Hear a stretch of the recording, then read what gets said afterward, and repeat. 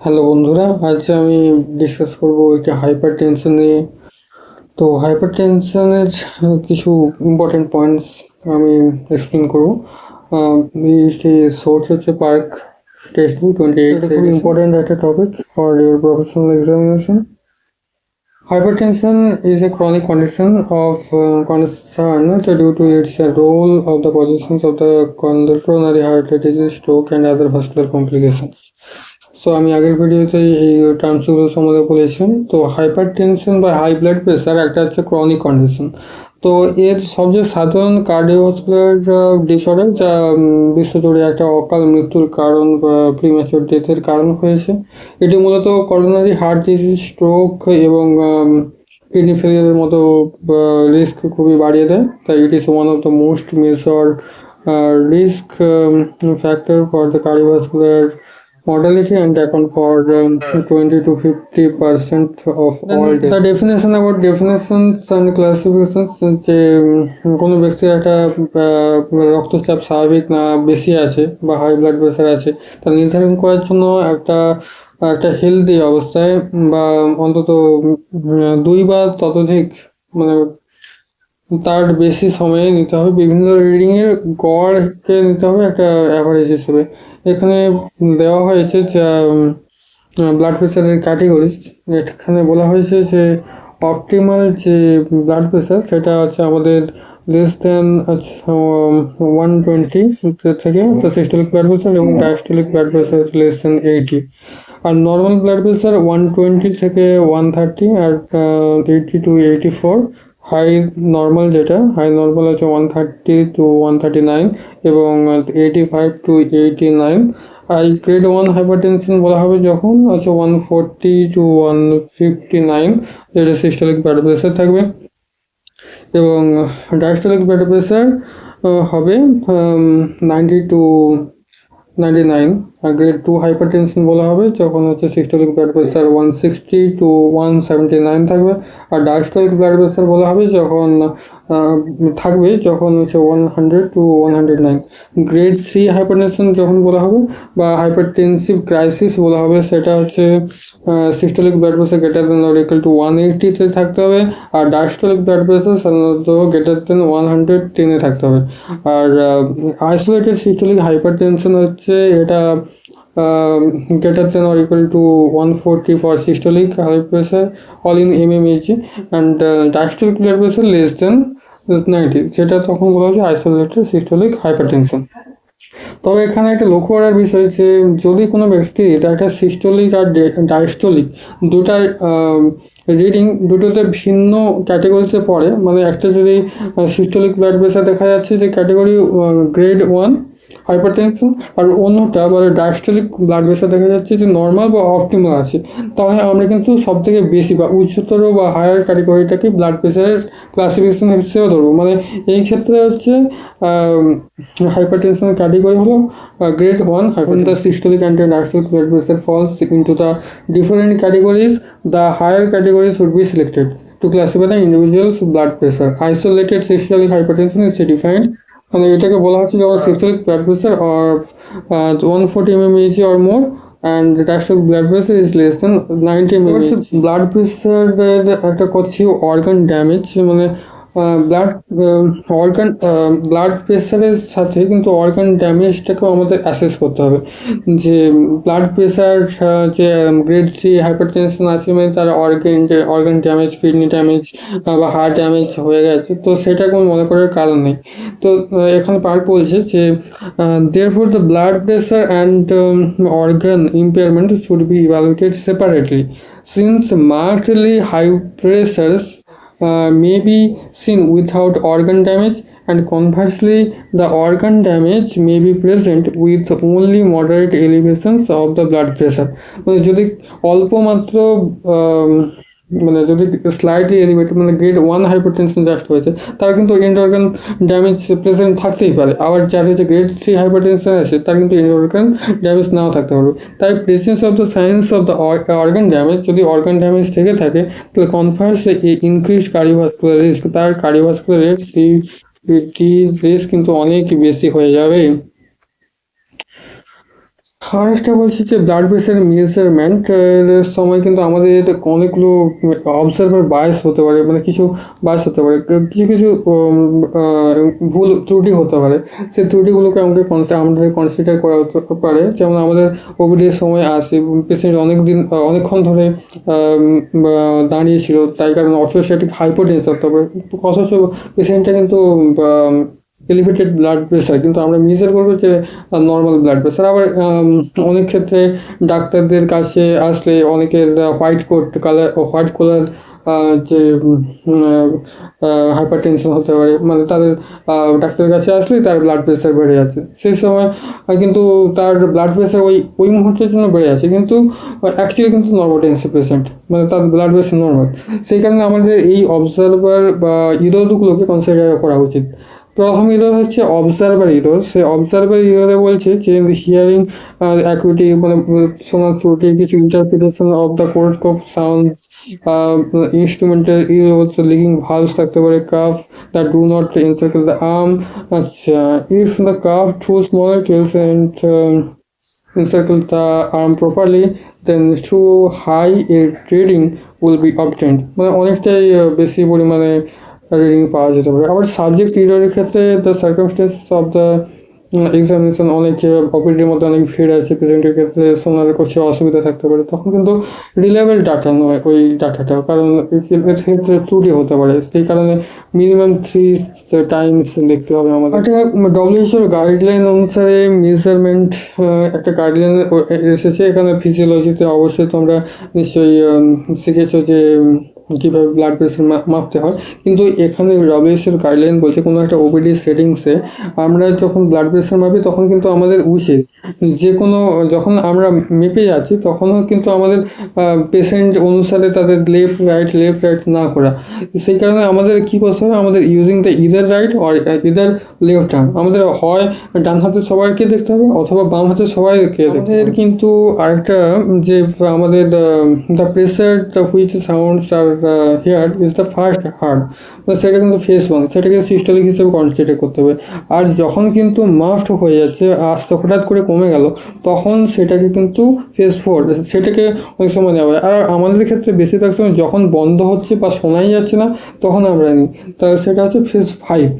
সেই face 5-এরটাকে diastolic blood pressure হিসেবে আমরা কনসিডার বলা আছে অবশ্যই যে measured at least 3 Times over the period at least 3 minutes and the lowest reading should be recorded। সব থেকে কমটাকে নিতে হবে, 3বার মেজার করলাম 3 মিনিট অন্তর, আর সব থেকে যে কম ব্লাড প্রেশারটা পেলাম বা লোয়েস্ট রেঞ্জটা পেলাম সেই রেঞ্জটাকে আমরা কনসিডার করব।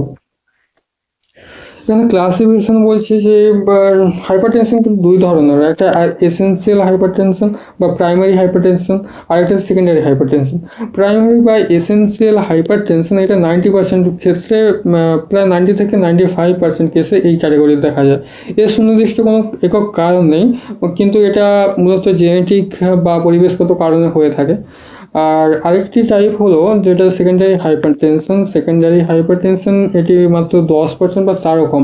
এটা কোনো একটা ডিজিজের কারণে হতে পারে, যে কোনো রোগ, যেমন সিকেডি, কিডনির সমস্যা, বা অ্যাড্রিনাল গ্ল্যান্ডের টিউমার, বা প্রেগনেন্সি, জেস্টেশনাল ডায়াবেটিস, হাইপারটেনশন, এগুলোর কারণ হতে পারে। এখানে সবথেকে একটা কমন কোয়েশ্চেন আছে, রুল অফ হাবস। তো হাইপারটেনশন যে আইসবার্গ ডিজিজ, হাইপারটেনশনকে একটা আইসবার্গ ডিজিজ বলা হয়, কারণ একটা সিংহভাগের চোখেই আলাদা একটা এই রোগটাকে কিন্তু ধরা যায় না। এটা 1970-এর দশকে একটা বিখ্যাত, আমরা রুল অফ হাবস বলে জানি। এখানে বলছে যে হাইপারটেনশন আক্রান্ত রোগীদের মধ্যে মাত্র অর্ধেক পার্সেন্ট, মানে এটা যদি this is the total population যদি হয়, তাহলে তার মাত্র অর্ধেক শতাংশের কিন্তু হচ্ছে মানে মানুষ জানে যে তার হাইপারটেনশন আছে, বাট তার মাত্র অর্ধেক 5%, মানে 50% মানুষ কিন্তু জানেন যে তার এই রোগটা আছে। আর যারা জানেন তাদের মধ্যে শুধুমাত্র হাফ তাদের কিন্তু মানুষের চিকিৎসা হয়, আর যাদের চিকিৎসা হয় তাদের আবার 0.5% শুধুমাত্র ব্লাড প্রেশারের নিয়ন্ত্রণে থাকে। এখানে তাই বলেছে 100% ধরি, তার মধ্যে নর্মোটেনসিভ হচ্ছে 50, আর হাইপারটেনসিভ হচ্ছে 50, হচ্ছে আনডায়াগনোসড তার মধ্যে 25 আর ডায়াগনোসড 25।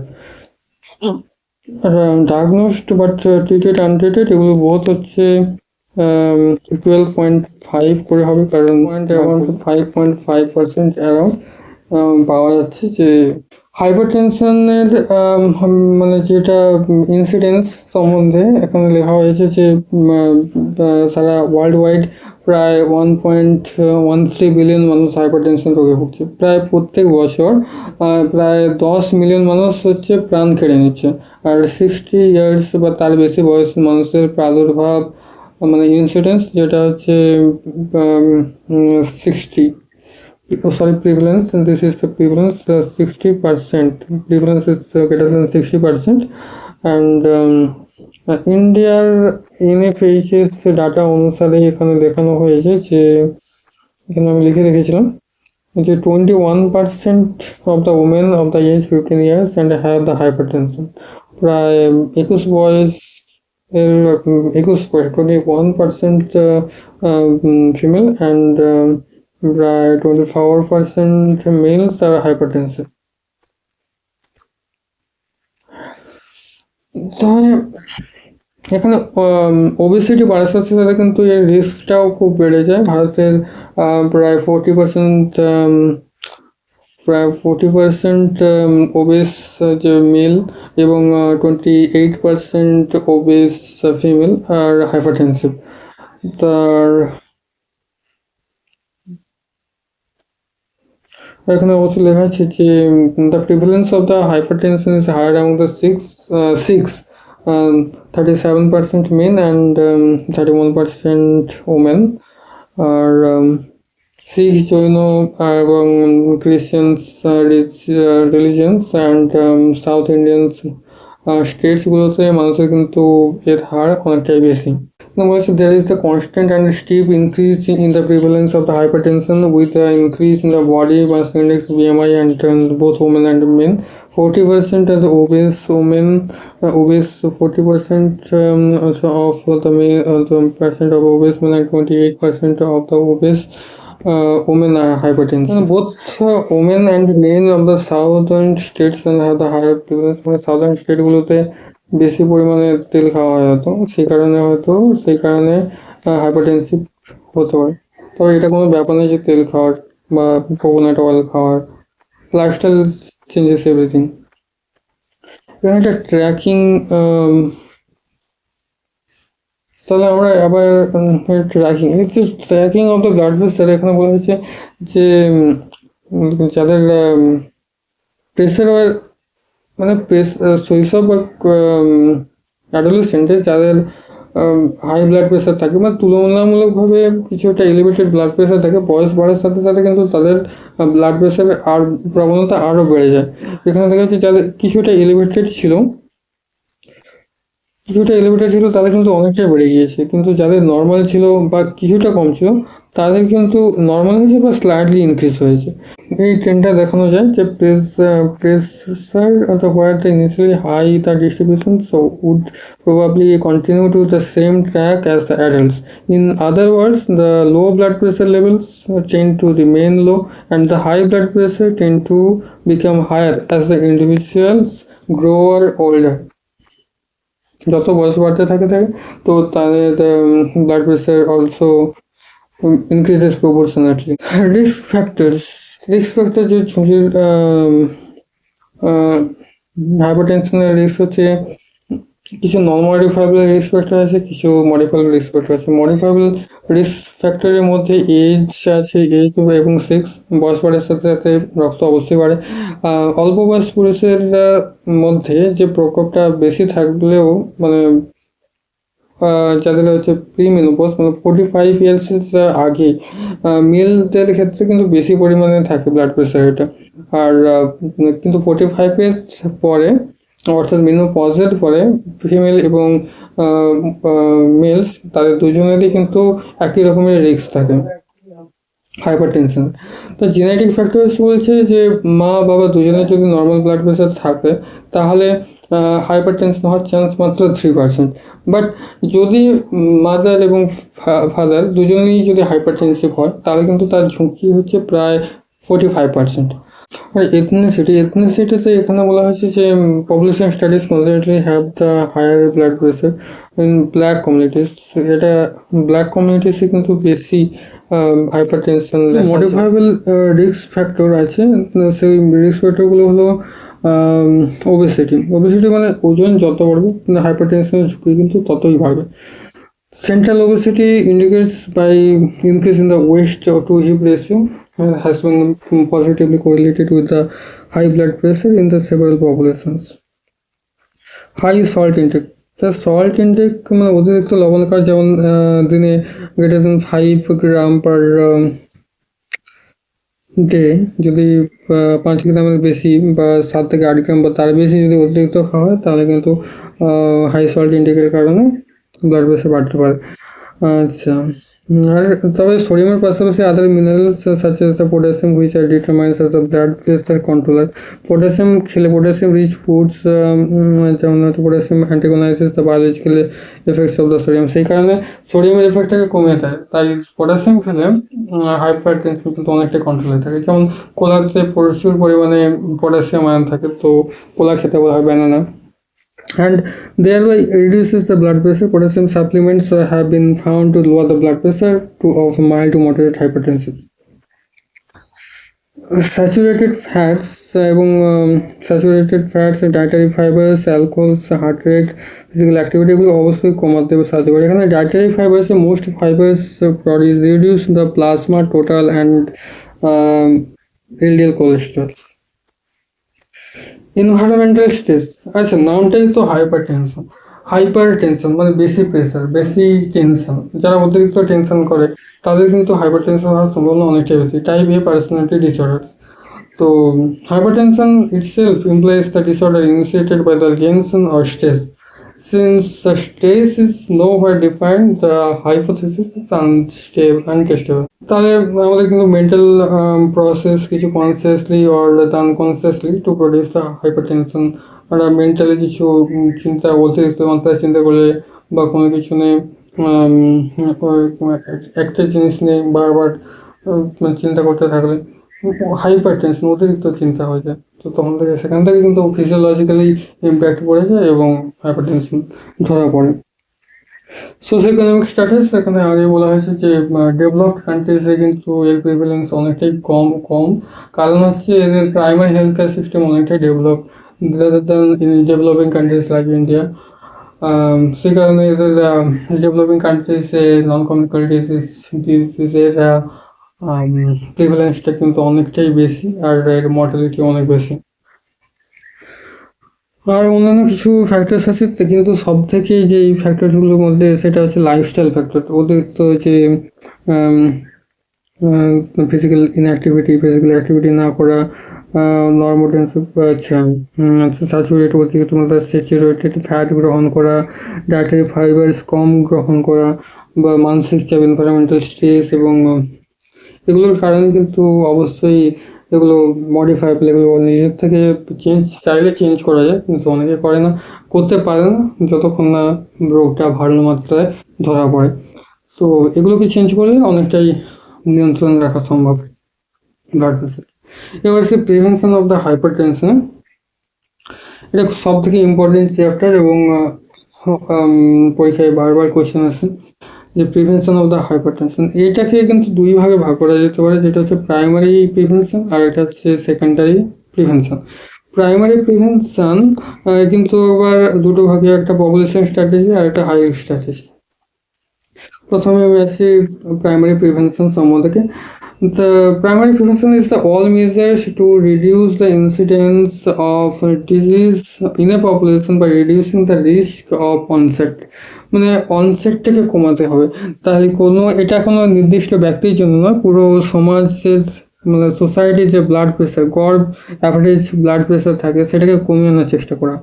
তাহলে সেটা কীভাবে করা হয়? আমরা করি যে মেনলি হচ্ছে ডায়েটারি চেঞ্জেস বা খাবারের অভ্যাসের পরিবর্তন করে। মূলত আমরা সেলফ সল্টকে রেস্ট্রিকশন করি, 5 গ্রাম পার ডে বলা হয়, যেটা হচ্ছে রান্নায় বা পাতে কাঁচা লবণের পরিমাণটা বা র সল্ট যেটাকে বলে, সেটা হচ্ছে 5 গ্রাম বা 100 চামচের বা তার কম করতে হবে। আর ফ্যাট কন্ট্রোল ওর ওয়েট রিডাকশন এটা যদি খাবারে স্যাচুরেটেড ফ্যাট যেমন জালটা চর্বিযুক্ত মাংস বা ফুড কমাতে হবে, তাহলে গিয়ে ওয়েটটা রিডিউস হবে। আর লোয়ার অ্যালকোহল লেভেলস, অ্যালকোহল কিন্তু কিছু লেভেলে মানে মডারেশন করলে সেটা কিন্তু অ্যাথেরোস্ক্লেরোসিস প্রিভেন্ট করে, but it is not same as hypertension. যারা হাইপারটেনসিভ তাদের কিন্তু অ্যালকোহল বা মদ পানের অভ্যাস থাকলে তা অবশ্যই বর্জন করা উচিত, কারণ এটা অবশ্যই এলডিএল বাড়ানোর জন্য খুবই সাহায্য করে এবং তাদের হাইপারটেনশনের রিস্ক অনেকটাই বেড়ে যায়।